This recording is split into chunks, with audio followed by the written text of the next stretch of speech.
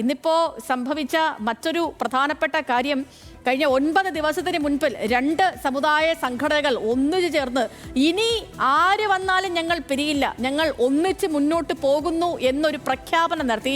ആ പ്രഖ്യാപനം നടത്തി ഇതേ 9-ാം നാൾ അടിച്ചു പിരിഞ്ഞിരിക്കുകയാണ്. ആ വാർത്തയിലേക്കാണ് ഇനി നമ്മൾ പോകുന്നത്. BJP ലാഞ്ചന കണ്ടതോടെ SNDPയുടെ ഐക്യ നീക്കം പൊളിച്ചിരിക്കുന്നു. NSS BJP മുന്നണി നേതാവായ തുഷാർ വെള്ളാപ്പള്ളിയെ ദൂതനായി അയച്ചത് ചൂണ്ടിക്കാട്ടിയാണ് സുകുമാരൻ നായരുടെ ഈ പിന്മാറ്റം. NSS യു-ടേൺ അടിച്ചതിന് പതറിയ വെള്ളാപ്പള്ളി പക്ഷേ പ്രതികരണത്തിന് തയ്യാറായില്ല. ഐക്യം തകർത്തതിൽ കോൺഗ്രസിന് പങ്കില്ലെന്ന് നേതാക്കൾ പ്രതികരിച്ചു. വിശദമായ റിപ്പോർട്ടിലേക്ക്.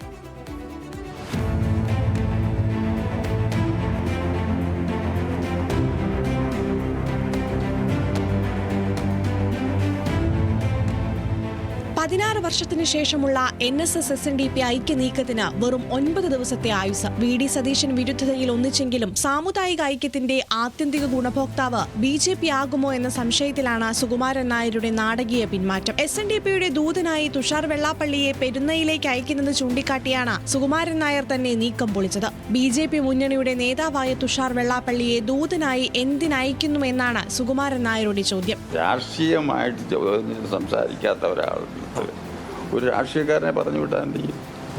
അത് അദ്ദേഹത്തിൻ്റെ മകനെ പറഞ്ഞു വിടുക. അതാണോ എന്തോ ഒക്കെ ഒരു ഇത് എൻ്റെ പിന്നിലുണ്ട്. തുഷാർ വന്നാൽ മകനെ പോലെ സ്വീകരിക്കുമെന്ന് കഴിഞ്ഞയാഴ്ച പറഞ്ഞ സുകുമാരൻ നായർ തന്നെയാണ് ഐക്യത്തിനെതിരായ പ്രമേയം ഡയറക്ടർ ബോർഡിൽ അവതരിപ്പിച്ചത്. ഏത് സമുദായങ്ങൾ തമ്മിൽ ഐക്യം ഉദ്ദേശിക്കുന്നു ആ സമുദായത്തിൻ്റെ ഞങ്ങളല്ലല്ലോ ആവശ്യപ്പെട്ടത് വെള്ളാപ്പള്ളി നടച്ചനല്ലേ. അപ്പോൾ അതേ അല്ലേ ബോർഡ് തീരുമാനം എടുത്തേച്ച് ഇതൊക്കെ ഞങ്ങളുടെ ഇങ്ങനെ തീരുമാനമുണ്ട്. ഇതൊരു രൂപരേഖ ഉണ്ടാക്കണ്ടേ? എല്ലാ പാർട്ടികളോടും സമദൂര നിലപാടുള്ളതിനാൽ ഈ ഐക്യം പ്രായോഗികമല്ല എന്നാണ് NSSന്റെ വാർത്താക്കുറിപ്പിലെ വാചകം. സമദൂര ലൈനിലും അടിസ്ഥാന മൂല്യങ്ങളിലും വിട്ടുവീഴ്ച വേണ്ട എന്നാണ് സുകുമാരൻ നായരുടെ തീരുമാനം. അതിൻ്റെ ആരംഭഘട്ടത്തിലേക്ക് വന്നത് അപ്പോഴേ തന്നെ അതൊരു വേറൊരു രാഷ്ട്രീയക്കാരനെയാണ് അതിനെ ചർച്ചയ്ക്ക് വിടുന്നത്. ഇപ്പോൾ പിന്നെ ഞാൻ അതിൻ്റെ ഉള്ളിലേക്ക് രഹസ്യം എന്തോന്നാന്ന് നമ്മൾ അന്വേഷിക്കേണ്ട കാര്യമാണ്. ഇതടഞ്ഞ അധ്യായമാണ്, സംശയമില്ല. NSS നേതൃത്വത്തിന്റെ അപ്രതീക്ഷിത യു-ടേണിൽ വെള്ളാപ്പള്ളി നടേശൻ പകച്ചു. അറിയിപ്പ് കിട്ടിയ ശേഷം പ്രതികരിക്കാമെന്ന് പറഞ്ഞ് വെള്ളാപ്പള്ളി ഒഴിഞ്ഞുമാറി.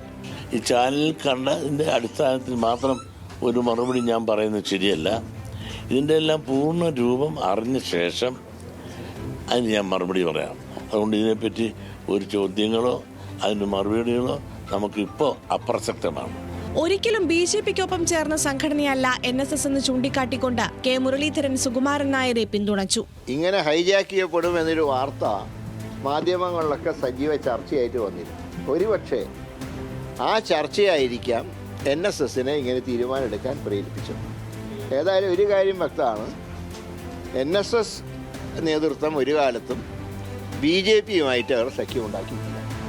NSSന്റെയും SNDPയുടെയും കടുത്ത വിമർശനം ഏറ്റുവാങ്ങിയ പ്രതിപക്ഷ നേതാവ് കരുതലോടെ പ്രതികരിച്ചു. അവർ കൂടിച്ചേരാൻ തീരുമാനിച്ചപ്പോഴും ഞാൻ പറഞ്ഞത് നല്ലതാണ്, കൂടിച്ചേരുന്നത് നല്ലതാണ്. സൗഹൃദങ്ങൾ, വിവിധ സമൂഹങ്ങൾ തമ്മിൽ, വിവിധ സമുദായങ്ങൾ തമ്മിൽ സൗഹൃദം ഉണ്ടാക്കുന്നത് നല്ലതാണ്. പിന്നെ അവർ യോജിച്ച് പ്രവർത്തിക്കണ വേണ്ടെന്ന് അവർ രണ്ടുപേരുമാണ് തീരുമാനിക്കുന്നത്. ഞങ്ങൾ UDFും കോൺഗ്രസും സമുദായ സംഘടനകളുടെ ആഭ്യന്തരമായ കാര്യങ്ങളിൽ ഞങ്ങൾ ഇടപെടാറില്ല. ഞങ്ങളുടെ കാര്യത്തിൽ ഇടപെടാൻ ഞങ്ങൾ ആരെയും സമ്മതിക്കാറുമില്ല. ഏറ്റവും പ്രബലമായ 2 ഹൈന്ദവ സംഘടനകളുടെ ഐക്യത്തിലുള്ള ഗുണഫലം BJPയിൽ എത്തുമോ എന്ന ദീർഘദൃഷ്ടിയിൽ നിന്നാണ് NSSന്റെ അതിദ്രുത പിന്മാറ്റം. ന്യൂസ് മലയാളം, തിരുവനന്തപുരം.